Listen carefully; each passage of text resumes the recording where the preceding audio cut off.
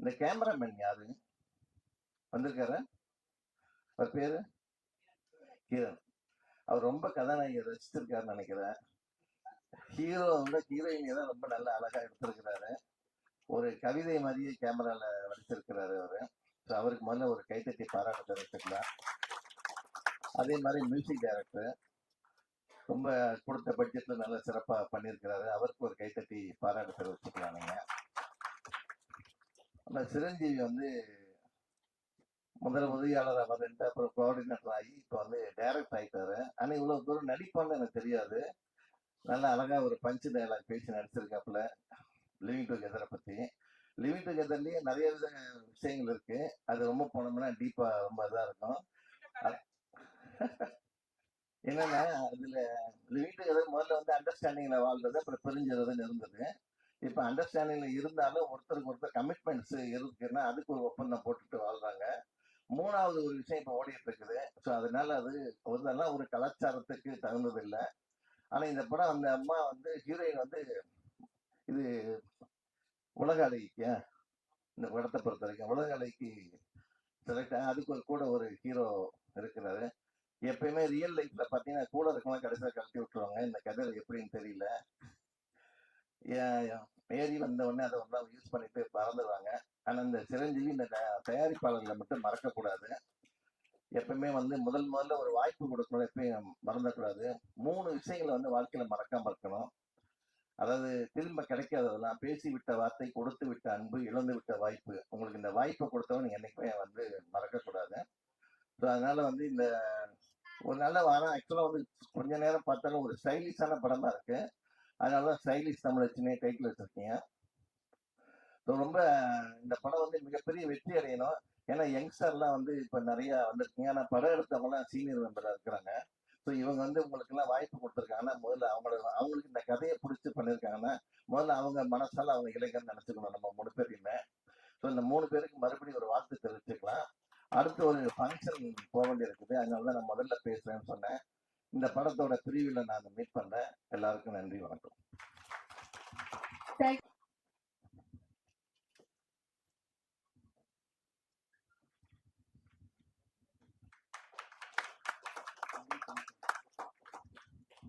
First of all எங்களோட huge respect வந்திருக்கக்கூடிய online media அனைவருக்கும் மாலை வணக்கம். ஸ்டைலிஷ் தமிழச்சி இடையில ஒரு ஞாபகம் வந்தது எனக்கு. அந்த டைட்டில் தம்பி சிரஞ்சீவி சொன்ன தமிழ்ல சுத்த தமிழ்ல பேர் வேணும்னு நம்ம ஆசைப்படுறோம் எல்லாருமே.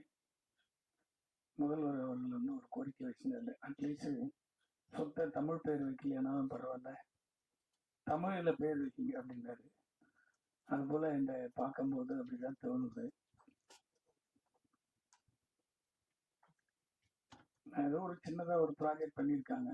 ஸோ சாங்ல ஏதோ ஒன்று எடுத்திருக்காங்கன்னு தான் நினைச்சேன். டேரக்டர் சிரஞ்சீவி என்ன பார்க்கும்போது இப்போ நம்ம தேட்டர்ல படம் பார்க்குற ஒரு ஃபீல், ஒரு சாங் வந்து ஒரு ஹை குவாலிட்டியில இந்த படம் இருக்கு. சாங்கே பார்த்தீங்கன்னா ஒரு என்ன சொல்றது, ஒரு நல்ல டெக்னீஷியன் எப்படி ஒரு பெரிய படத்துக்கெல்லாம் பண்றாங்களோ அது போல ஒரு குவாலிட்டியா விஷுவல் மேக்கிங்ல சரி இருக்கிற ஷார்ட்டே வந்து ஒரு பியூட்டிஃபுல்லா மாற்றி ஸோ இந்த சாங் பண்ணியிருக்கும் போது அந்த டீசர் ட்ரெய்லர்ல வந்து ஒரு அது வந்து ஒரு 10 மில்லியன் சொன்னார் பஜாரி. இது வந்து எத்தனை மில்லியன் போகுதுன்னே தெரியாது. அவ்வளவுக்கு இதுல ஒரு குவாலிட்டி இருக்கு.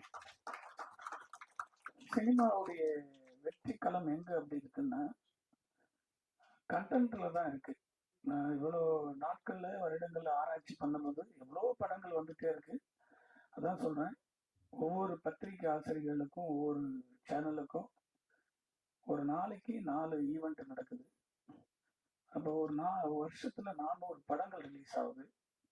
எத்தனை வெப் சீரிஸ் ரிலீஸ் ஆகுதுன்னு யாருக்கும் தெரியல, எத்தனை சீரியல் வருதுன்னு தெரியல. நம்ம ஷூட்டிங் வச்சுதான் வந்து பெப்சி வச்சு நம்ம கணக்கெடுப்பு எடுக்கிறோம். ஆனால் இந்த வெப் சீரிஸ் ஓடிடின்னு ஒன்று வந்த பிற்பாடு நம்மளுடைய சேட்டலைட்னு ஒன்று வந்து டோட்டலாகவே க்ளோஸ் ஆயிடுச்சு. ஒரு கண்டென்ட் வந்து நம்ம எங்க எடுத்து போய் கொண்டு போய் சேர்க்கிறோம்னு நம்ம ஆசைப்படும் போது இந்த ஓடிடி பிளாட்ஃபார்ம் புதியவராக வரக்கூடிய தொழில்நுட்ப கலைஞர்கள், நடிகர்கள் அவங்களுடைய கனவுகளை நிறைவேற்றக்கூடிய ஒரு இடமாக இந்த ஓடிடி தளம் இப்பொழுது இருக்கு. முன்னாடி ஒரு ஒரு ஒரு ஒரு ஒரு ஆர்டிஸ்ட் நடிச்சுட்டு ஒரு தவம் இருந்து அது எப்படின்னா வந்து ஃப்ரேம்ல நம்ம பார்த்துருவோமா அப்படின்னு ஏங்கிக்கிட்டு இருந்த காலகட்டத்தில் அந்த ஃபிலிம்ல ஷூட் பண்ணும்போது இப்போ ரொம்ப ஈஸியா டிஜிட்டல் மீடியா வந்த உடனே நம்ம ஓடிடியில் பார்த்து கண்டென்ட்டை பொக்கிஷமா அவங்களே பாதுகாத்துக்கிறாங்க. முன்னெல்லாம் வந்து ஃபிலிம்ல இருந்து அதை கன்வர்ஷன் பண்ணி அதை மாற்றி ஒரு டிஜிட்டல ஒரு படத்தை கொடுக்கறதுக்கு அவ்வளோ கோடிகளை நம்ம செலவு பண்ணோம். லைப்ரரி இல்லை, படத்துங்களுக்கெல்லாம் பார்த்தீங்கன்னா லைப்ரரி இல்லைன்னு சொல்லிக்கிட்டே இருக்கும்போது இப்போ ஓடிடி தான் ஒரு லைப்ரரியா நம்ம நினைக்கிறோம். ஒரு கண்டென்ட் எங்க வைக்கிறோம், ஒரு லேப்ல வச்சு அந்த ப்ராஜெக்டை வந்து பாதுகாத்துட்டு இருந்தோம். ஒரு 10 வருஷத்துக்கு அப்புறம் ஃபிலிம் கூட வேஸ்ட் ஆயிடலாம். அதை திரும்ப வந்து கரெக்ஷன் பண்ணி நம்ம எடுத்து கலரிங் மாற்றி கொண்டு வந்து நிற்கிறது ரொம்ப கஷ்டம். ஆனால் டெக்னாலஜி ரொம்ப ஈஸியாக வர வர அதே போல் சினிமாவுடைய வரங்களும் டிவியுடைய வரங்களும் ஓடிடியுடைய வரங்களும் குறையுதோ அப்படின்னு நினைக்கும் போது அது எப்பொழுதுமே குறையாது, அழிக்கப்பட முடியாது அப்படின்றதுக்கு ஒரு உதாரணம் தான். அது படமாக இருந்தாலும் சரி, வெப்சீரிஸாக இருந்தாலும் சரி, கண்டென்ட் தான் முக்கியம். நம்ம தெளிவான ஒரு கண்டென்ட்டை எடுத்துட்டோம்னா அந்த கண்டென்ட் அதில் இருக்கக்கூடிய ஒட்டுமொத்த நடிகர்களாக இருந்தாலும் சரி, டெக்னீஷியன், கேமராமேன், மியூசிக், இதில் மியூசிக்லாம் கேட்கும்போது அவருக்கெல்லாம் ஒரு படத்துக்கான வாய்ப்பு எப்படின்னா ஒரு இது மூலம் தான் ஒரு பெரிய பிரம்மாண்டமான வாய்ப்புகள் கிடைக்கும். ஸோ விஜயமுரளி சொல்லிட்டு போகும்போது கூட சொன்னார், கேமராமேன் ரொம்ப விஷுவல் நல்லா எடுத்திருக்காருன்னு. ஒரு படைப்பாளி, ஒரு இயக்குனர் இல்லையானா சினிமா உருவாகாது. ஒரு சினிமா உருவாகணும்னா முதல்ல ஒரு படைப்பாளி தேவை. அந்த படைப்பாளி எழுதப்படுகிற அந்த பேப்பர் அதுதான் முதலாளி கையொடிக்க போகுது. அந்த முதலாளி தான் டேபிள் வச்சு அந்த ப்ராஜெக்டுக்கான டிசைன் பண்றோம். எல்லாரும் சொல்லுவாங்க முதலாளியும் இயக்குனரும் 2 கண்கள்னு சொல்லுவேன். நான் எல்லாருடைய ஸ்டேஜிலுமே ஒரு இயக்குனர் இல்லைன்னா ஒரு தயாரிப்பாளர் இல்லை, ஒரு தயாரிப்பாளர் இல்லைன்னா ஒரு இயக்குனர் இல்லை. அப்படி தயாரிப்பாளரே இல்லைன்னு சொன்னா ஒட்டுமொத்த சினிமாவும் இல்லை என்பதுதான் என்னுடைய ஒவ்வொரு ஸ்டேஜிலும் நான் பேசுற ஸ்பீச். அப்போ இந்த விஷுவல் நம்ம பார்க்கிற போது ஒரு சின்ன ஒரு படம் பார்க்குற ஃபீல் எப்படி இருக்கோ அது போலதான் ஸ்டைலிஷ் தமிழச்சியுடைய குவாலிட்டியை சிரஞ்சீவி வந்து ரொம்ப அழகா பண்ணியிருக்காரு. நான் ஏதோ ஒரு சிம்பிளா ஒன்று பண்ணியிருப்பாங்க அப்படின்னு தான் நினைச்சேன். ஸோ ஒரு சின்னதா இந்த படம் வந்திருக்கும் அப்படின்னு இந்த சாங் முதல்ல நான் பார்க்கும்போது ஒரு சாங்கும் ஒரு டீசர் எனக்கு காமிச்சாரு. அந்த விஷுவல் பார்க்கும்போது இதுல ஏதோ ஒன்று இருக்கு அப்படின்னு தோணுச்சு. அந்த கொரோனா காலகட்டத்தில் நம்ம எல்லாத்தையும் தேட்டர்ல போறது எல்லாருமே மறந்துட்டோம். ஓடிடியில் web series part 1, part 2, part 3 ஹிந்தியில வந்து நம்மளை ஒரு படைப்பாளியா மனவேதனைப்படக்கூடிய காலகட்டத்தில் கூட நம்மளை மிக பொக்கிஷமா பாதுகாத்தது, நம்மளுடைய கிரியேட்டர் கூடுதலா உருவாக்குனது இந்த ஓடிடி தளம், இந்த வெப் சீரிஸ் தான். நிறைய அந்த 3 ஆண்டுகள்ல நம்ம ஷூட்டிங் பண்ண முடியல, எதுவுமே பண்ண முடியலன்ன போது அந்த ஓடிடியில படங்கள் பார்த்து நம்மளே வந்து நம்ம ரெடி ஆயிட்டோம். அடுத்து லாக்டவுன், அதான் சொல்லுவாங்களே, ஒரு பொண்ணை லவ் பண்ணி கல்யாணம் பண்ணி பிரேக்கப் ஆகிட்டா நம்மளுக்கு வந்து எவ்வளோ ஃபீல் இருக்குமோ, ஸோ அது போல் அழகாக டைரக்டர் கூட அதில் வந்து லிவிங் டுகெதராக, ஸோ எப்போ வேணும்னா பென்ஷன் ஆகிட்டு ஓடிடுவாங்கிறதுல இந்த படங்கள் நம்மளை விட்டுட்டு போயிடுமோ, இதே போல் பிரேக்கப் நிறைய வந்துடுமோ கேப் பண்ணும்போது திரும்ப இந்த ஓடிடி வந்த உடனே ஒரு பொக்கிஷமாக தான் தெரிஞ்சது. நம்மளை உருவாக்குவதற்கு ஒரு ரொம்ப ஈஸியான பிளாட்ஃபார்மா. அதே போல் நம்ம வந்து எவ்வளோ பெரிய ரெக்கமெண்டேஷன் போனாலும், எவ்வளோ பெரிய ஆளுங்களை பிடிச்சாலும் ஓடிடியோ சேட்டலைட்டோ கண்டென்ட் விற்கிறது ரொம்ப கஷ்டம். ஒரு நல்ல கண்டென்ட்டை எடுத்துட்டோம்னா வீட்டில் படுத்துருந்தா கூட நம்ம தேடி வந்து வாங்கிட்டு போவாங்க. இதுதான் இன்னைக்கு இருக்கிற மார்க்கெட். அது சின்ன படமா இருக்கட்டும், பெரிய படமா இருக்கட்டும். அது இப்போ நம்ம சீரியல்ல கூட ஒரு ஒரு எபிசோடு வருது, நம்ம மறந்துட்டு போயிடும். அந்த சீரியலுக்கு கூட பல வருடங்களாக ஒரு மார்க்கெட் இருக்கு. நம்ம ஒரு ராஜ் டிவியில பார்த்தாலோ, சன் டிவியில பார்த்தாலோ, இல்லை பொதிகையில படம் பார்த்தா கூட, நம்ம ஒரு சீரியல் பார்த்தா கூட அது ஒரு பொக்கிஷமா எப்போ அதனுடைய வேல்யூ கூடுச்சுன்னா இப்போ இந்த ஒரு 6-7 வருடங்கள்ல அதுக்கும் ஒரு பிரைஸ் ஃபிக்ஸ் பண்ணது. ஓடிடின்னு ஒன்று வந்த பிற்பாடு தான் டிஜிட்டல் மீடியா நமக்கு தெரியாமே இருந்தது. அதெல்லாம் வந்த பேரு எவ்வளவோ லாங்குவேஜ் இருக்கு. 184 லாங்குவேஜ்ல நம்மளுடைய கண்டென்ட் டப்பிங் பண்றாங்க. 154 லாங்குவேஜ். இதை கத்துக்கிறதுக்கு பல ஆண்டுகள் நம்ம தியாகம் பண்ணணும். அதே போல இந்த படத்துல நீங்க பார்த்திருப்பீங்க, ஹீரோயினி வந்து ரொம்ப அழகா நடிச்சிருக்காருன்னு. அவங்களுடைய பர்ஃபார்மன்ஸ் நான் பார்த்தேன். ஒரு ஒரு சாங்ல வந்து நடந்து வீட்டுல இருந்து வரும்போது அவங்களுடைய கை விரல்கள், அந்த ஷோல்டர், ஃபேஸ், அவங்களுடைய ரியாக்ஷனு, ஒரு தபுவுடைய கலர் அவங்களுக்குள்ள இருக்கு. அது எப்படி இருக்குன்னு தெரியல. அது பெருசா கூட தெரியல அங்க இருக்கிறவங்களுக்கு, ஆடியன்ஸுக்கு.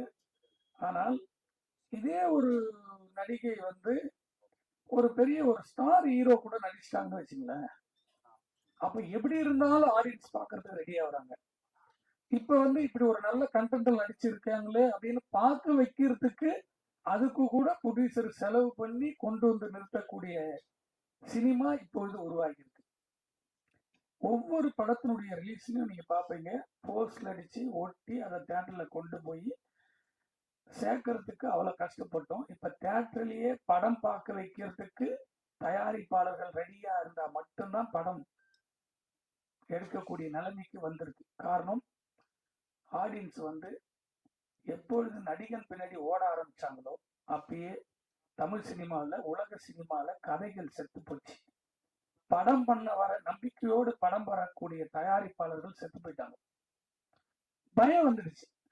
ஒரு நல்ல படைப்பாளர் இருக்கும்போது ஒரு நல்ல தயாரிப்பாளர் தான். ஒரு தயாரிப்பாளரும் ஒரு இயக்குனரும் இணைந்து ஒரு படைப்பை உருவாக்குற போது தமிழ் சினிமா மட்டும் இல்ல, உலக சினிமாலேயே ஒரு நல்ல படைப்பு வந்துகிட்டே இருந்தது.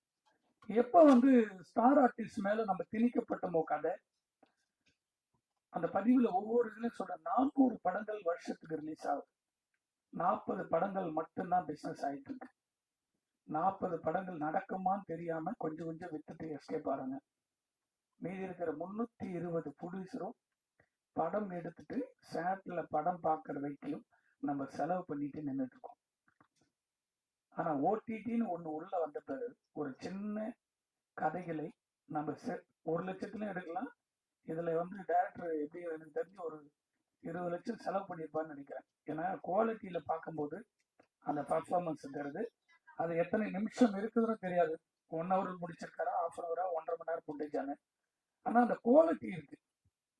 அந்த கண்டென்ட் குவாலிட்டி இருந்தா அதான் தேடி தேடி வாங்குவோம்னு சொல்றோம். இதுக்கு உதாரணம் என்ன சொல்ல வரேன்னா, இந்த ஹீரோயினி தபு போல கதைக்குள்ள வரேன்.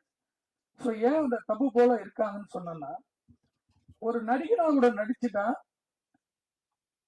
ஒரு 10 வருஷத்துக்கு மூஞ்சியே பார்க்க முடியாம இருக்கிற ஷூட்டிங்ல கூட வெளியே போடாம துரத்தி விட்ட யோகி பாபுக்கு இன்னைக்கு நான் தான் ஹீரோ, பல படங்கள் வந்துட்டு இருக்குன்னு சொல்லிட்டு இருக்கோம். கதையே இல்லையானா யோகி பாபு கூட இப்ப ஒரு 2-3 வாரத்துக்கு முன்னாடி 4 படம் ரிலீஸ், அந்த படம் வந்ததே தெரியாது. ரொம்ப இடையில ஒரு ஒரு 1 மந்த் இருக்குன்னு நினைக்கிறேன், ஒரு ஆடியோ ஃபங்க்ஷனு. ஒரு 2-3 நாள் எனக்கு வந்து தூக்கங்களே வரல. ஏன்னா நம்ம 24 மணி நேரம் சினிமா பத்தி யோசிக்கிறோம், சினிமாவிலேயே வாழ்ந்துகிட்டு இருக்கோம், சினிமா தான் உயிர் மிச்சம் இருக்கு. இங்க பல ஒரு வெப் சீரிஸுக்கு இதுல குறைஞ்சது ஒரு 35 பேர் ஒர்க் பண்ணியிருப்பாங்கல்ல. எடிட்டர், சவுண்டு, தியேட்டர் எடிட்டர்னு பார்த்தீங்கன்னா ஒரு வெப் சீரிஸுக்கு ஒரு 35 பேருடைய உழைப்புகள் இருக்கு. இந்த 35 பீப்புளுடைய உழைப்பு, அந்த 35 பேருக்கிட்ட ஒரு டைரக்டர் வேலை வாங்கி அதை கொண்டு வந்து ஒரு கண்டென்ட்டா நிறுத்தி, அந்த புது பட சீரியல் வெப் சீரிஸ் பண்றவங்க வந்து ப்ரொடியூசர் கிட்ட சொல்லி அவங்களுக்கு விஷயமே தெரியாம இருந்தா அவங்களாம் வந்து மனசை மாத்தி அதை கொண்டு வந்து ஒரு கண்டென்ட் உருவாக்குறதுக்கு ஒரு படைப்பாளி இல்லைன்னா எந்த ஒரு நடிகனும் இல்லை, தமிழ் சினிமாவும் இல்லை. நீங்களும் டிவி வந்து உட்கார முடியாது, பத்திரிகையில எந்த நியூஸும் எழுத முடியாது. இதுதான் உண்மையான சினிமா. ஆனால் அப்படி 2 கண்ணா இருக்கக்கூடிய ஒரு இயக்குனரும் ஒரு தயாரிப்பாளரும் இணைந்து ஒரு நல்ல படம் எடுக்கும்போது கூட இங்க நடிகின்ற போக்கஸ் வந்து ஒட்டுமொத்த சினிமாவும் கதைகள் அடித்துட்டே இருக்கு. நீங்க பார்த்திருப்பீங்க, அன்னைக்கெல்லாம் வந்து 40 படம் வருஷத்துக்கு வரும். 40 படமே பொக்கிஷமா இருக்கும். 40 படமே பொக்கிஷமா இருக்கும். 40 படம் சுமார்னா கூட ஆடியன்ஸ் வந்து தியேட்டர்ல வந்து படம் பார்த்தாங்க. இப்ப என்ன படங்கள் வருதுன்னே தெரியல. ஆனா நம்ம பார்க்கக்கூடிய இடம் படமே மிஸ் பண்ணியிருப்போம். ஓடிடியில போட்டு நம்ம கண்டென்ட்ல பார்த்துட்டு இருக்கோம். அதை பாதுகாக்கக்கூடிய இடமா அந்த ஓடிடி தளம் இருக்கு. இந்த உதாரணத்தை திரும்ப திரும்ப சொல்றதுக்கு என்னன்னா, எவ்வளவு பெரிய நடிகர்களாக இருந்தா கூட சரி, நடிச்சு முடிச்ச பிற்பாடு அந்த கண்டென்ட் காணாம போன ஒரு பிரசாத் லேப்லயோ, ஒரு ஜெமினி லேப்லயோ, ஒரு வாகன ஸ்டுடியோல நம்ம போய் கண்டென்ட்களை தேடிட்டு இருந்தோம். இப்போ அது ஓடிடில தட்டி 10 வருஷத்துக்கு முன்னாடி அவன் பண்ண தப்பு கூட இவன்லாம் ஒரு ஹீரோ அப்படின்னு இன்னைக்கு சூப்பர் ஸ்டாரா நடிக்கக்கூடிய முதலமைச்சர் ஆகணும்னு யாரு ஆசைப்பட்டாலும் இந்த கண்டென்ட் வச்சு அவங்கள கிண்டல் பண்ணக்கூடிய இடம் சாதாரணமா இருக்க ஆடியன்ஸ் கூட நம்மளுக்கு பின்னாடி இருக்க வாரிசு கூட ஈஸியா ஓட்டிட்டு படத்தை பார்த்தல. முன்னாடி அந்த கண்டென்ட் கண்டுபிடிக்கிறதுலாம் ரொம்ப கஷ்டம். அப்படி இருக்கக்கூடிய இந்த சினிமாவில் தமிழச்சி இந்த இந்த இந்த ப்ராஜெக்ட்ல வந்து ஒவ்வொரு விஷயமும் பார்க்கும்போது இதுல இருக்கக்கூடிய கண்டென்ட் வந்து ரொம்ப ஸ்ட்ராங்கா இருக்குமோ, போஸ்ட் அடிக்க தேவையில்ல, தியேட்டர்ல வினையில வைக்க தேவையில்ல, ஆடியன்ஸ் கூட்டு வந்து உட்கார வைக்க தேவையில்ல, ஓடிடியில போட்டா இந்த படம் வந்து மில்லியன் கணக்கில் சொல்றாங்களே அது போல இந்த ஓடணும் அப்படின்றதுதான் இதனுடைய எல்லாரும் வந்திருக்கிறவங்களுடைய காரணம். ஸோ ஒரு நடிகனை திரும்ப திரும்ப நான் சொல்றதுக்கு, அதான் 2 மாசத்துக்கு முன்னாடி 1 மாசம் முன்னாடி யோகி பாபுன்னு ஒரு நடிகர் ஒரு ஆடியோ ஃபங்க்ஷன் நடக்குது. அந்த ஆடியோ ஃபங்க்ஷன்ல யோகி பாபு சொல்றாரு, எனக்கு கொடுக்க வேண்டிய ப்ரொடியூசருங்கெல்லாம் நிறைய இருக்கு அப்படின்னு ஒரு பதிவு பார்த்தேன். 3 நாள் எனக்கு வந்து தூக்கமே இல்லை.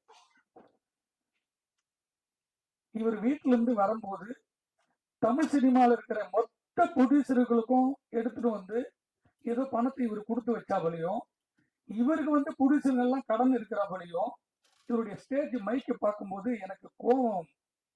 அது முன்னாடி நிறைய தாக்கி பேசியிருக்கோம்.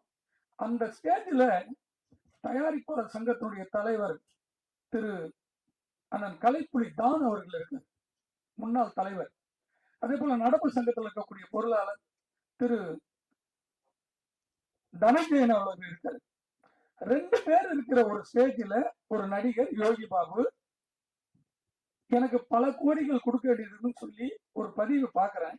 அதே போல இயக்குநர்கள் முன்னாடி எப்படி இருந்து இப்ப எப்படி இருக்காங்கன்னு பாக்குறீங்களா அப்படின்னு இந்த 2 வார்த்தையும் எனக்குள்ள ஒரு ஒரு இடங்கள் இருந்துகிட்டே இந்த 1 மாசத்துக்கு மேல நிறைய படங்கள் ரிலீஸ் வேலையில அது வந்து மைண்ட் கொஞ்சம் டைவர்ட். காரணம் ஏன் சொல்றேன்னா, அந்த இடத்திலேயே ஒரு முன்னாள் தலைவர் கலைப்புலி தான் அவர்களும் தனஞ்சயன் அவர்களும் வன்மையா கண்டிச்சிருக்கணும் யோகி பாபு. ஒரு தயாரிப்பாளர் இன்னைக்கு நீ 100 படம் நடிக்கிறன்னா அந்த 100 படத்தினுடைய ஷூட்டிங் நடக்கிறதுக்கு காரணமே ஒரு தயாரிப்பாளர். அந்த தயாரிப்பாளர் இல்லைன்னா 100 படம் ஷூட்டிங்கே இல்லை.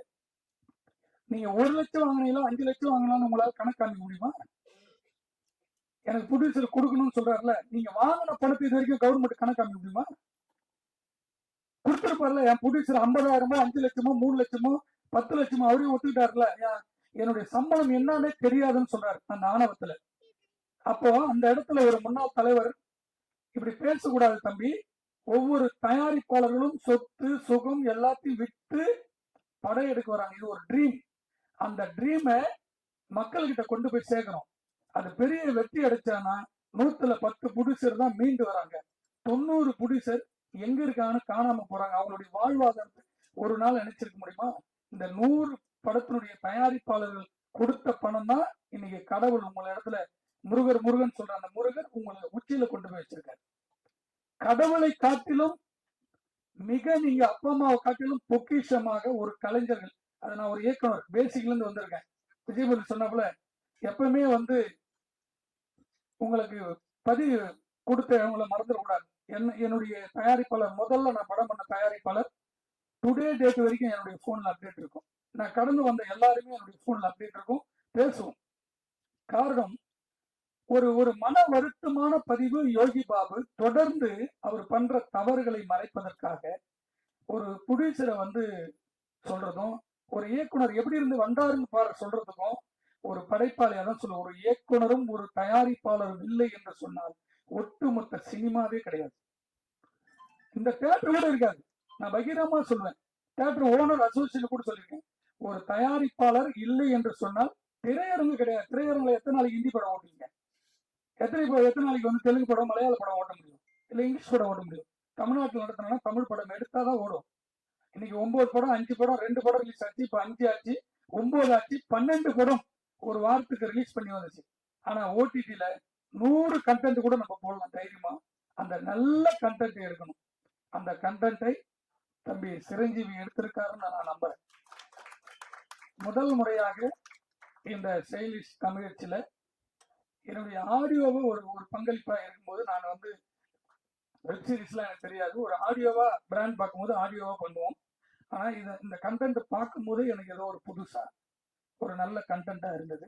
இதுல ஒர்க் பண்ணக்கூடிய டெக்னீஷியன் எல்லாருக்கும் என்னுடைய வாழ்த்துக்கள். வெப் சீரிஸ் பண்றதுக்கே தயாரிப்பாளர்கள் மூவரும் இணைந்து ஒரு இயக்குனருக்கு சப்போர்ட் பண்ணி இருக்கும்போது அவங்களை இவர் எப்பவுமே மறக்க கூடாது. ஸோ உதாரணத்துக்கு என்ன சொல்றேன்னா, பிரியா உங்களுடைய கேரக்டர் பிரியாவா? இல்ல முதல்ல பிரியான்னு சொல்லிட்டு தான் ரையான்னு கூப்பிடுவாரு. உங்களுடைய 2 இடத்துல உங்க பேர் வருது. உங்களுடைய பதிவு தம்பி ஹீரோவா நடிச்சிருக்கிற வந்து ரொம்ப கேஷுவலா இருக்கு. அவரு அந்த பொண்ணுடைய இம்ப்ரெஸ்லயே இருந்தா கூட கதையோடு வரும்போது அப்படியே கேஷுவலா ஒரு அழகான பெண்ணை பார்த்தோன்னே எப்படி மயங்கி இருக்கிறாரோ அது போல அந்த கதையில ரொம்ப யதார்த்தமா நடிச்சிருக்கீங்க 2 பேருமே. ரொம்ப அழகான ஒரு வெப் சீரிஸ் இது. அதனால வந்து நீங்க பெரிய பெரிய இடத்துக்கு போனா கூட நீங்க வந்து நயன்தாரா போல சினிமால இருக்கக்கூடிய இயக்குனர்களையும் தயாரிப்பாளர்களையும் மறக்காம ஒரு நல்ல சினிமாவை நீங்களும் ஜாயின் பண்ணோம். தமிழ் சினிமாவை இருக்கக்கூடிய கலைஞர்கள் எந்த தயாரிப்பாளர்களை இனிமேல் நடிகர்களோ யாரோ தயாரிப்பாளர்களை குறை சொல்லாமல் வாழுங்கள் என்று உங்களுக்கு இந்த பிரஸ் மீடியா சார்பாக நன்றியை சொல்லி விடைபெறுகிறேன். நன்றி, வணக்கம். மைண்ட்ல எல்லாரும் வந்துட்டு இருக்காங்க, படம் வர மாட்டேங்குது இப்போ. அனைவருக்கும் இனிய மாலை வணக்கம். அவர் என்னுடைய நல்லவன், என்னை பத்தி எதுவும் பேசல, ஏன்னா ஒரு படத்துல அவர் நடிச்சிருக்கிறான். அனைவருக்கும் இனிய மாலை வணக்கம். ஸ்டைலிஷ் தமிழச்சி என்னுடைய அருமை சகோதரர் சிரஞ்சீவி இயக்கத்துல நான் ஆக்சுவலா இன்னைக்கு உண்மையிலே ப்ரிவியூ ஷோன்னு நினைச்சு தான் வந்தேன்.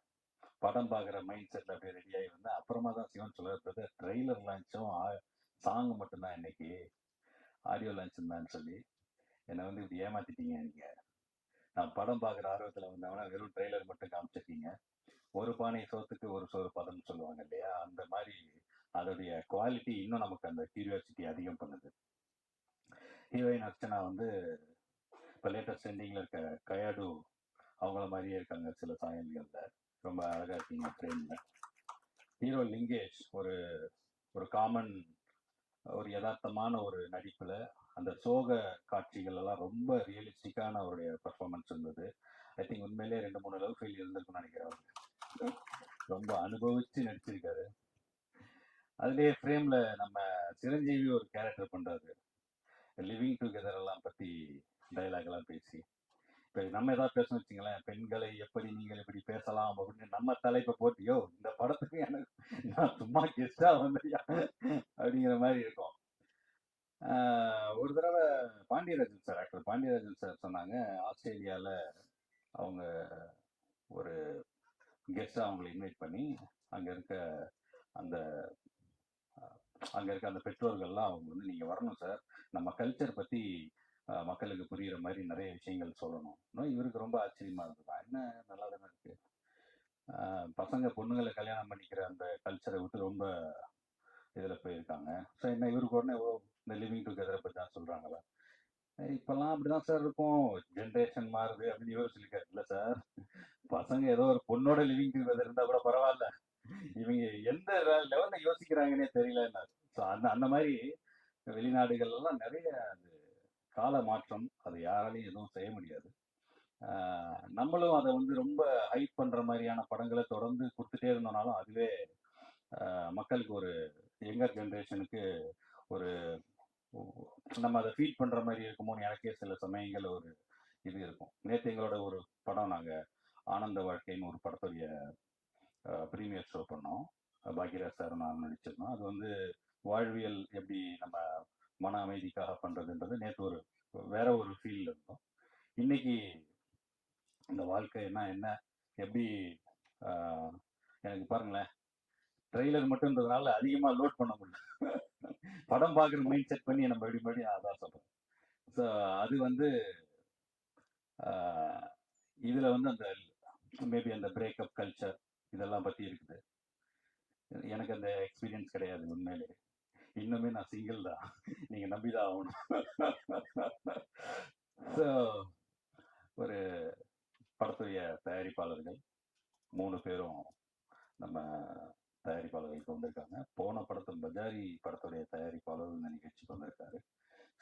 ப்ரீவியஸ் ப்ரொடியூசர், கரண்ட் ப்ரொடியூசர் 2 பேரையும் ஒண்ணா சந்திக்க வைக்கிற தைரியம் ஒரு இயக்குனருக்கு தான் அந்த நேர்மையா ஒர்க் பண்ணியிருக்காங்க அர்த்தம். ஸோ நம்ம ஜென்யூனா ஒர்க் பண்ணோம்னா எங்க இருந்தாலும் நம்ம அந்த கான்ஃபிடென்ட்டா இருக்கலாம். இண்டஸ்ட்ரியில வந்துங்க கதை, கண்டென்ட்டு இதெல்லாம் இருந்தா மக்கள் பார்க்குறாங்கன்றது வேறங்க. நம்ம வந்து நம்மளுடைய உழைப்பு 100% நேர்மையா இருக்கணும். நம்ம நம்புறவங்களுக்கு நம்ம உண்மையா இருந்தாலே போதும். டெஃபினட்டா நமக்கு சக்சஸ் இருக்கும். எந்த ஃபீல்டா இருந்தாலும். தொழில்ல வந்து நேர்மையா இல்லைன்னா அந்த குறுகிய காலத்துல பணம் சம்பாதிக்கலாம், பேர் எடுக்கலாம். அது வந்து நிலைக்காம போயிடும். ஜெனியூனா இருக்கிறவங்களுக்கு என்னைக்குமே இண்டஸ்ட்ரி திருப்பி கொடுத்துட்டே இருக்கும். அதுக்கு உதாரணம் நம்ம தமிழ் சினிமாவோட 2 பில்லர்ஸ். ஒன்று சூப்பர் ஸ்டார் ரஜினிகாந்த் சார், இன்னொன்று உலகநாயகன் கமல் சார். சினிமாலேயே இன்வெஸ்ட் பண்ணார், நிறைய லாஸ் ஆனார். அவரை பார்க்கும்போது நிறைய எக்ஸ்பெரிமெண்ட்ஸ் பண்ணாரு. ஆனா இன்னைக்கு அந்த சினிமா வந்து அவருக்கு பல கோடிகளை திருப்பி கொடுக்குது. அவருடைய உழைப்புக்கு நான் சொல்றேன். எத்தனை வயசானாலும் 70 ஆனாலும் 80 ஆனாலும் இன்னைக்கும் அமிதாப் பச்சன் சார் ஒர்க் பண்ணிட்டு இருக்காரு. ஸோ சினிமா வந்து என்னைக்குமே ஒரு ப்ராஃபிட்டபிள் இண்டஸ்ட்ரி தான். நம்ம வந்து ஒற்றுமையா இருக்கணும். என்ன கேட்டா இண்டஸ்ட்ரிக்குள்ள இருக்கிற முன்ன இருந்த ஜென்ரேஷன் எவ்வளவு ஒற்றுமையா இருந்தாங்களோ அந்த ஒற்றுமை இன்னைக்கு குறைவா இருக்கிறத நம்ம பார்க்க முடியுது. அந்த ஒற்றுமை தான் இது ஒரு டீம் ஒர்க். அந்த டீம் ஒர்க் ஒருத்தரை பத்தி ஒருத்தர் நல்ல விஷயங்களே அதிகமா நம்ம பேசணும். ஏன்னா நம்ம பத்திரிகை மீடியால நம்ம குறை சொல்லிட்டு ஒருத்தரை பத்தி ஒருத்தர் விமர்சனம் பண்ணிட்டே இருந்தோம்னா இது வெளியில இருந்து வரக்கூடிய இன்வெஸ்டர்ஸை டெஃபினட்டா அது இரிட்டேட் பண்ணுமோன்னு எனக்கு ஒரு ஒரு பயம் இருந்துட்டே இருக்கும். பொதுவாகவே ஆடியோ லான்ச்னா நம்ம வந்து அந்த படத்துக்கு சம்மந்தம் இல்லாத ஏதாவது ஒரு டாபிக் பேசி எல்லாத்தையும் டயர்ட் ஆகணும்னு ஆடியோ லான்ச்சுக்கு வரதுக்கே பயமாயிருச்சு உண்மையிலே. ஸோ கான்ட்ரவர்சியல் நம்மளும் தேவையில்லாம சேர்ந்துக்கிறோம். ஸோ இண்டஸ்ட்ரியில இருக்கிற அத்தனை பேரும் எல்லாருடைய நல்ல விஷயங்களை மக்களுக்கு கொண்டு போவோம், நல்ல கண்டென்ட்ஸை மக்களுக்கு கொண்டு போவோம் அப்படின்னு பணிவான தாழ்மையான வேண்டுகோள் நேரத்தில் கேட்டுக்கிட்டு இந்த ஷோ ரொம்ப அழகா ஹோஸ்ட் பண்ணாங்க. ஆங்கர் அவர்களுக்கும் என்னோட நன்றி. இந்த படத்துடைய பிஆர்ஓ ஜான் சகோதரர் அவருக்கும் என்னுடைய மனமார்ந்த வாழ்த்துக்கள். வந்திருக்கும் அத்தனை பத்திரிகைகளுக்கும் விருந்தினர்களுக்கும் அத்தனை பெரியவர்களுக்கும் என்னுடைய பணிவன்பான நன்றி கலந்த வணக்கத்தை தெரிவித்து விடைபெறுகிறேன். நன்றி, வணக்கம். Thank you so much. Thank you so much for coming today.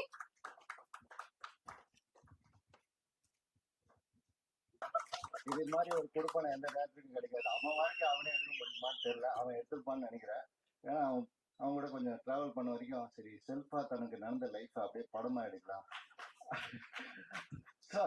அந்த தைரியத்துக்கே பாராட்டினேன். ஏன்னா நம்ம எழுதுற கதையும் எடுக்க முடியல, சொந்த கதை எடுக்கிறான்னா அதுக்கு ஒரு ப்ரொடியூசர் வந்து அவைய உண்மையை சொல்றப்பா. இல்ல அவனுடைய லைஃப் ஸ்டைல் தான் அது. அதுல எந்த மாற்று கருத்தும் கிடையாது. அது கண்டிப்பா அவனுக்கு தெரிஞ்சிருக்க வாய்ப்பு இருக்கு. ஸோ இது ஒரு பெரிய சக்சஸ்ஃபுல் ஒரு வெப் சீரிஸா வரணும்னு நான் கடவுளை வேண்டிக்கிறேன். பஜாரி பார்த்து எனக்கு ரொம்ப இம்ப்ரெசிவா இருந்தனால தான் இந்த படத்துல ஒர்க் பண்ணணும்னு. அதுமாதிரி நான் காட்ட பார்த்து நான் சொன்னேன் இந்த படம் ரொம்ப லேட்டா காமிச்சான், கொஞ்சம் முன்னாடியே காமிச்சுன்னா இது தேட்டருக்கு வரணும்னு ஆசைப்பட்டேன். அவன் ட்ரெய்லர் காமிக்க பார்த்து இது தேட்டருக்கு வர வேண்டிய ப்ராஜெக்ட், இதை நீ வந்து கம்ப்ரெஸ் பண்ணிட்ட அப்படின்னு நான் ஃபீல் பண்ணேன். அடுத்து தேட்டருக்கு தான் பண்ண சொல்லியிருக்கேன். ஏன்னா ஒரு நல்ல கண்டென்ட் அதுக்காக வந்து லிவிங் டுகெதரை வந்து நான் சப்போர்ட் பண்றேன்னு நினைச்சுக்காதீங்க. வேற வழி இல்லை. ஒண்ணு மாதிரி ஆட்கள் என்கரேஜ் பண்றீங்க.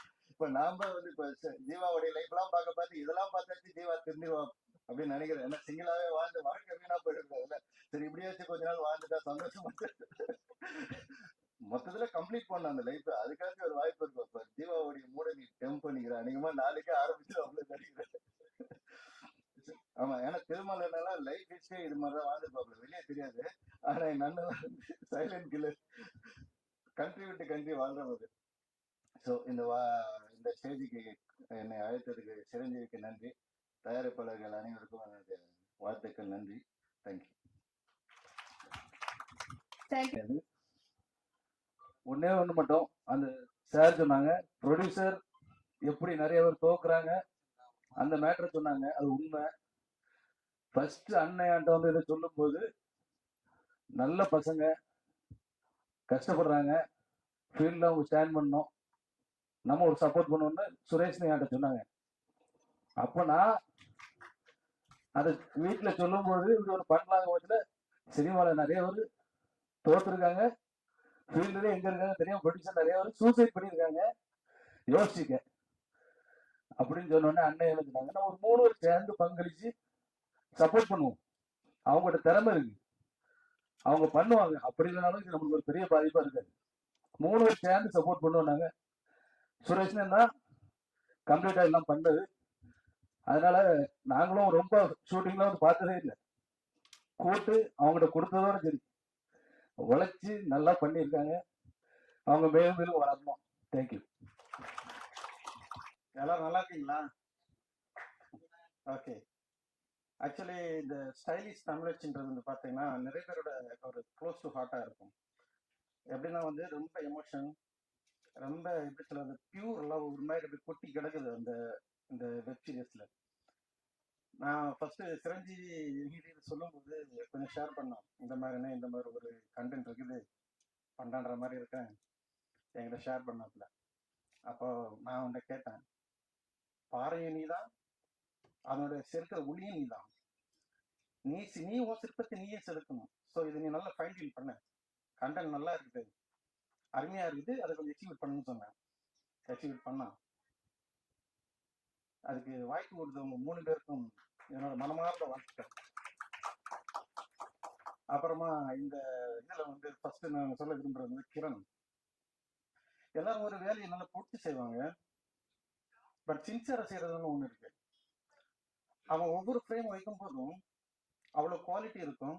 அந்த ஃப்ரேம் நம்ம பார்க்கும்போது ஆஹா தம்பி இவ்வளவு நல்லா பண்ணான், அவன் மேல் எனக்கே கொஞ்சம் அப்பப்போ ஜெலஸ் ஆச்சு.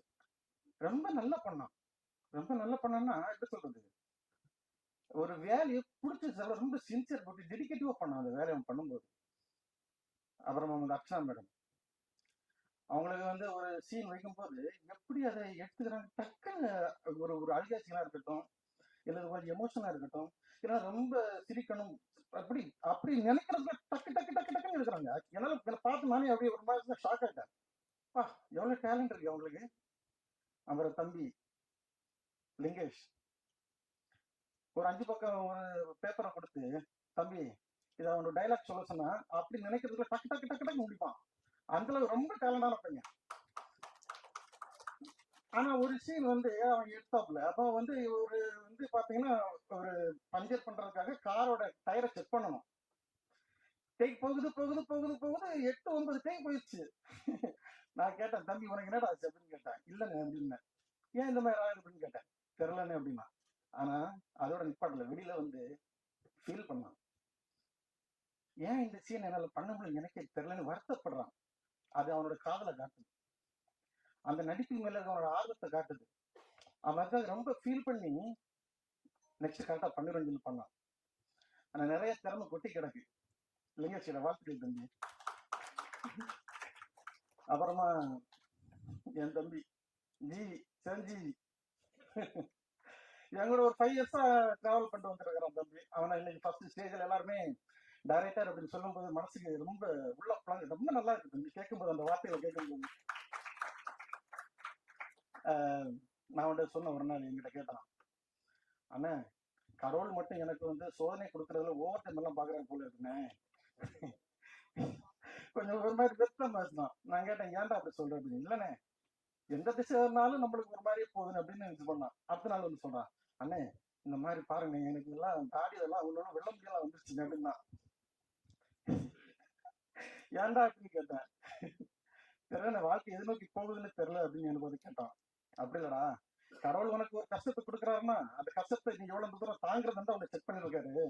உனக்கு கெப்பாசிட்டி இருக்கா, இந்த வேலையை கொடுத்த இவன் தாங்குவானா, சரி ஓகே தாங்குவான்னு தெரிஞ்சிருந்தாலே அவர் ஒரு இது நல்லது செய்வாரு. இந்த சின்ன விஷயத்த கஷ்டத்தையும் இவனை தாங்க முடியலன்னா அவ்வளவு பெரிய நல்லது செய்யும் போது அதை தாங்குறதுக்கு அந்த கஷ்டப்பட்டு வர விஷயம் தான் நம்மகிட்ட நிற்கும். கஷ்டப்பட்டு வரக்கூடிய விஷயங்கள் மட்டும்தான் நிற்கும். சும்மா ஒரு விஷயங்கள் நம்மள வந்துச்சுன்னா அதோட வேல்யூ தெரியாது. ரொம்ப நல்லா பண்ணியிருக்காங்க இந்த ஸ்டைலிஷ் தமிழச்சி.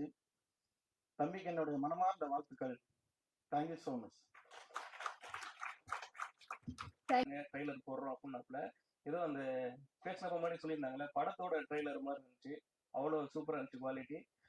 உங்க சார்பா வந்து உங்களுக்கு ஆப்பர்ச்சுனிட்டி கொடுத்த ப்ரொடியூசரை நான் தேங்க்ஸ் பண்ண நினைக்கிறேன். ஏன்னா வந்து நம்மள மாதிரி ஆளுங்களுக்குலாம் வந்து ஒருத்தர் யாராவது தூக்கி விட்டாங்கன்னா நம்ம வளர்ந்துடலாம்.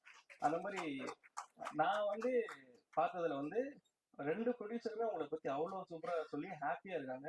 அதுக்கு ரொம்ப தேங்க்ஸ் சார். இவர் மாதிரி இன்னும் நிறைய பேர் நீங்க வளர்த்தணும்னு சொல்லிட்டு நான் கேட்டுக்கிறேன். நன்றி. என்னால முடிஞ்சது வந்து நான் இன்ஸ்டாகிராம்ல இருக்கிறதுனால இந்த மாதிரி அவங்க வந்து அவங்களால முடிஞ்ச சப்போர்ட் பண்ணிட்டாங்க. நான் வந்து ஷேர் பண்ணி அந்த மாதிரி தான் பண்ணோம்.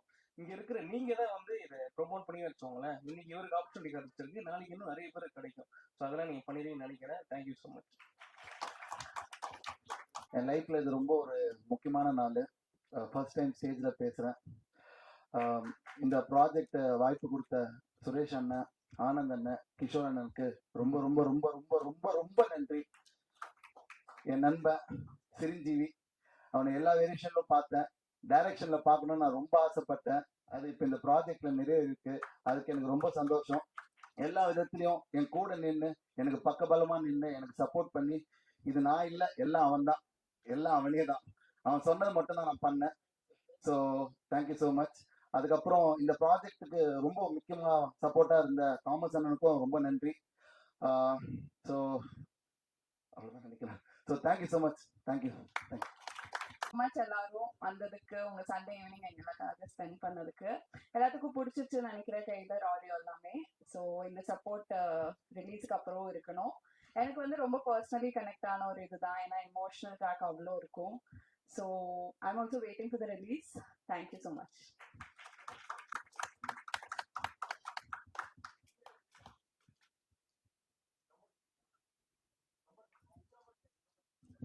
ஸோ அடுத்தது எல்லாரும் அண்ணன், பிஎஸ்ஆர் அண்ணன், ஆனந்த் அண்ணன், கிஷோர் அண்ணன், எனக்கு இந்த ப்ராஜெக்டை நம்பி கொடுத்ததுக்கு மிகப்பெரிய நன்றி. கேட்குதா? கொஞ்சம் மெதுவாக தான் பேசுவேன்.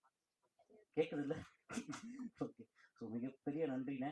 ப்ராஜெக்ட் நல்லா வந்திருக்கானே, சூப்பரானே. அடுத்தது பண்ணிடுவோமாண்ணே, சூப்பர்ண்ணே.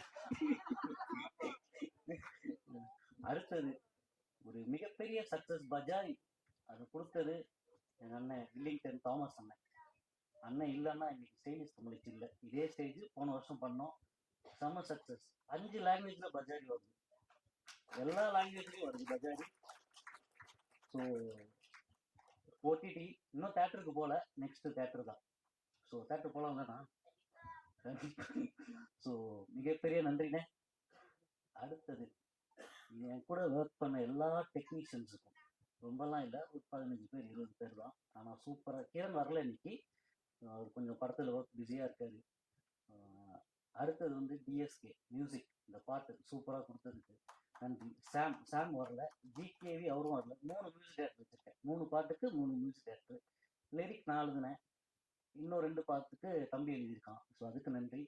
அப்புறம் வந்து அர்ச்சனா சூப்பராக கலக்கியிருக்காங்க. இது நிறைய ஆர்டிஸ்ட் பார்த்தேன், இன்னும் கடைசியில் ஸ்டைலிஷ் தமிழச்சி இவங்க தான் முடிவு பண்ணி பண்ணது. நன்றி. அவ்வளோ சப்போர்ட் பண்ணியிருக்காங்க. அவங்க ஃப்ரம் கேரளா, எப்போ ஷூட் கொடுத்தாலும் கரெக்டாக வந்துடுவாங்க. என்னை எதுவுமே டிஸ்டர்பே பண்ணலைங்க, சூப்பர் நீங்கள். அடுத்தது என் நண்பர் லிங்கேஷ்.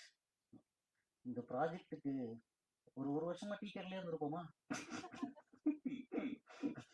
சும்மா போயிட்டு உட்காந்து பேசி அதை இது பண்ணிக்கிட்டே ஆஃபீஸில் இருந்துட்டு, ஸோ அந்த மாதிரி ஒரு வருஷம் நாங்கள் ஒர்க் பண்ணோம். அதுக்கப்புறம் ஒரு ப்ரொடியூசரை பார்த்து இது பண்ணி கிடைச்சதுக்கு ரொம்ப நன்றிங்க. நல்லபடியாக முடிச்சிருக்கோம் நம்புகிறோம். இந்த ப்ராஜெக்ட் ஒரு 5 லாங்குவேஜில் வருது. ஓடிடி ஜூலை 1st வீக் மேலே நான் இது பண்ணுறேன். இன்னொன்று சொல்ல மறந்துட்டேன், இன்னைக்கு ட்ரெய்லர் லான்ச் பண்ணியிருக்கேன். யூடியூப்ல இருக்கு, ஜோ ப்ரொடக்ஷன் யூடியூப் சேனல். கண்டிப்பாக அப்படியே உங்கள் ஃபோன் எடுத்துருங்க எல்லாரும், ப்ளீஸ் எடுத்துருங்க, எல்லாரும் எடுங்க. ஜோ ப்ரொடக்ஷன், அதில் தான் ட்ரெய்லர் இருக்கு. அப்படியே ஷேர் பண்ணுங்க, அடிச்சு தள்ளி விடுங்க. கரெக்டா பார்த்துருங்க. ஸோ அடுத்த ஜூலை 1st வீக்கில் ஃபுல் படம் வருது. ஸோ அதுக்கு சப்போர்ட் பண்ணுங்க. மீடியா, ப்ரெஸ்ஸு எல்லாத்துக்கும் தெளிவாக பார்த்துக்கோங்க, நல்லபடியாக மூவ் ஆகட்டும். ஸோ வந்து எல்லாத்துக்கும் நன்றி, தேங்க்யூ. இன்னொன்று, கோவிந்தன் சார், லிங்கேஷோட அப்பா, ரொம்ப நன்றி சார். நீங்கள் ஆரம்பித்து வச்சது தான் இந்த ப்ராஜெக்ட், ரொம்ப ரொம்ப நன்றி. ஒரே நிமிஷம் ஸ்டேஜ் வாங்க சார், வாங்க சார், வாங்க சார். ஒரு சாமி. ஆனால் எங்கள் அப்பா அம்மா, நான் மட்டும் கஷ்டப்பட்டது இல்லாமல் அவங்களும் கஷ்டப்பட வச்சிட்டேன். ஸோ அதனால சாரி. கொஞ்ச நாளாக அப்படியே இப்போ வந்துடுவேன் அப்போ வந்துடுவேன்னு சொல்லிட்டே இருக்கேன். இனிமேல் வந்துடுவேன்ல, சப்போர்ட் பண்ணி. அதனால கண்டிப்பாக வந்திருக்காங்க. அப்படியா, வாங்க. அப்புறம் எங்கள் தங்கச்சி பிஹெச்டி டிகிரி டாக்டரேட், அவங்களுக்கு கவலை இல்லை, நல்லா படிப்பு, அதனால தப்பிச்சிட்டாங்க. வா அருணா, வா. அப்புறம் எங்கள் அத்தை, எங்கள் மாமா, அப்புறம் நிரஞ்சனா, கனிஷ்கா, என் ஃபேமிலியிலேருந்து எல்லாம் வந்திருக்காங்க. இதான் ஃபர்ஸ்ட் டைம் நான் எவ்வளோ படம் பண்ணியிருக்கேன். எக்ஸிக்யூட்டிவாக 25 மூவிஸ் பண்ணியிருக்கேன். அதுக்கு நிறைய மூவிஸ் ஒர்க் பண்ணியிருக்கேன், அசிஸ்டண்டாக பண்ணியிருக்கேன். ஆனால் இது ஃபர்ஸ்ட் டைம் இப்போ தான் நான் வந்து எங்கள் அப்பா அம்மாவை கூப்பிட்டுருக்கேன். அதுக்கு முன்னாடி ஒரு படம் வந்திருக்காங்க. இப்போ டேரக்டாக இருந்தனால சரி வரட்டும், பார்க்கட்டும், இப்போ நான் நம்புங்கப்பா அப்படின்னு. ஆமாம், சால்வெல்லாம் வேணாம், சாரி மட்டும் சொல்லிட்டு வேற ஒன்றும் இல்லை. அவ்வளோதான், எங்கள் அப்பா அம்மா காட்டணும்னு ஆசை, அவ்வளோதான், வேற ஒன்றும் இல்லை. நன்றி, நல்லபடியாக ரொம்ப பிடிச்சிருக்காப்பா. எங்கள் அம்மா, எங்கள் அப்பாவா, நன்றி வணக்கம் தெரிஞ்சுக்கிறேன். என் பையனுக்கு நான் எதுவும் சொல்லிக் கொடுக்கல, எல்லாம் அப்படியே வளர்ந்தேன். நான் படிக்க தான் வச்சேன். பட் அவர் சொல்லுவார், நாங்கள் ஒன்றே சொல்கிறது, சினிமாத்தில் நமக்கு வேணாம்ப்பா, நிறைய தவறுகள் நடக்கும், நம்ம மாட்டிக்கிட்டோம்னா எந்திக்க முடியாது அப்படின்னு. ஆனால் ஒரு மேலே நம்பிக்கை, என்ன செய்கிறாரோ நான் எதுவுமே கண்டுக்கிறது இல்லை. ஏன்னா அவர் மேலே எனக்கு ரொம்ப நம்பிக்கை. நல்லா படிக்க வச்சேன் நான், அது மட்டும்தான். அதுதான் சின்ன சின்ன எடுத்து காமிப்பார், எல்லாரும் காமிப்பார், எல்லாம் சொல்லுவார். அதுக்கப்புறம் தான் அந்த பஜாரி படத்தை அவர் இடத்துல அதான் பார்க்க முடிச்சா. அதுக்கப்புறம் இப்போ சொன்னார், நான் இந்த ஊர் இருக்கிற ஊர் திருநெல்வேலி, நான் திருநெல்வேலி தான். நான் இவங்க வந்து வள்ளியூர், நான் பிறந்த உலகம் அம்பாசன் பிறந்தேன். வள்ளியூர் தான், ஏர்வாடி. ஆமாம், அதுக்கு ஆமாம், அதெல்லாம் சொல்லுவார். சார் சொன்னார், இந்த மாதிரி வித்தியாசம் இருக்கிறாங்க, அவங்களுக்கு அட்வைஸ்லாம் எடுத்து அவங்க தான் எடுக்கிறாங்க அப்படின்னாங்க. உங்களுக்கு என்னுடைய என்ன மனமார்ந்த நன்றி. நீங்கள் நம்மள உங்களை மாதிரி முதலாளிகள்லாம் இந்த மாதிரி சிலைகளை வாழ வைக்க வேண்டும், நல்லா கேட்டுக்கிறேன். அவ்வளோ செஞ்சார். அது நல்லா வரணும்னு சொல்லுவார். ஒன்றுன்னு நான் சொன்னேன், அப்படி சொன்னார், நேர்மையாக இருக்கணும், இன்னொன்று ஒழுக்கமாக இருக்கணும். இது ரெண்டும் நம்ம இருந்துக்கிட்டோம் அப்படின்னா கடவுள் நம்மளுக்கு எல்லா விதத்துலையும் மேன்மையாக வைப்பார். அதான் சொல்கிறேன். ஆனால் ரொம்ப நம்புவேன் அவர். என்ன சீக்கிரம் நீங்கள் கல்யாணம் பண்ண பார்த்தேன், நேற்று ஒரு பேசி முடித்தோம். பட் அது எனக்கு முடியாமல் போயிடுச்சு, அதை வேண்டான்னு விட்டுட்டேன். நான் பெரிய படித்த பொண்ணு தான். இப்போ வரும்போது கூட ஒரு பொண்ணை பார்த்து பேசிட்டா வந்தேன். ஏன்னா சினிமாக்குள்ள வேற யாராவது கல்யாணம் பண்ணிடக்கூடாது, எனக்கு கொஞ்சம் பயம். அவர் சொன்னார், நீ ஆசைப்படுற மாதிரி கொண்டு வந்தாரு அப்படின்னாரு. வேணாம் அப்படின்னா இப்போ சொல்லிக்காரு, வாக்கு கொடுத்துருக்காரு, நீ எந்த பொண்ணை காமிக்கிறோ அதான் கட்டிக்கிறான்னு இருக்காரு. அதனால ஒரு 2-3 மாசத்துல அவர் கல்யாணத்தை பண்ணி இல்லாத இருக்கிறார். ஏன்னு கேட்டா, இப்போ வரும்போது அந்த பொண்ணு வீட்டுல பேசிட்டு நான் வந்திருக்கேன். தனியா இருந்து ஏதோ போராடக்கூடாது, அதுக்காக அவரு நான் நம்புற கடவுளை அவரை வாழ்க்கணும், ஆசீர்வதிப்பேன். உங்களுக்கு என்னுடைய நன்றி, நன்றி, எல்லாத்துக்கும் நன்றி. அடுத்து வந்த சீஃப் கெஸ்ட் அண்ணன் ஜீவானே, நன்றிண்ணே. சிவனந்தன் தான் பிஸ்னஸ் பண்ணி கொடுத்துருக்காரு, பஜாரி, இந்த ப்ராஜெக்ட் எல்லாத்துக்கும். திருமலை அண்ணன், எஸ் மியூசிக்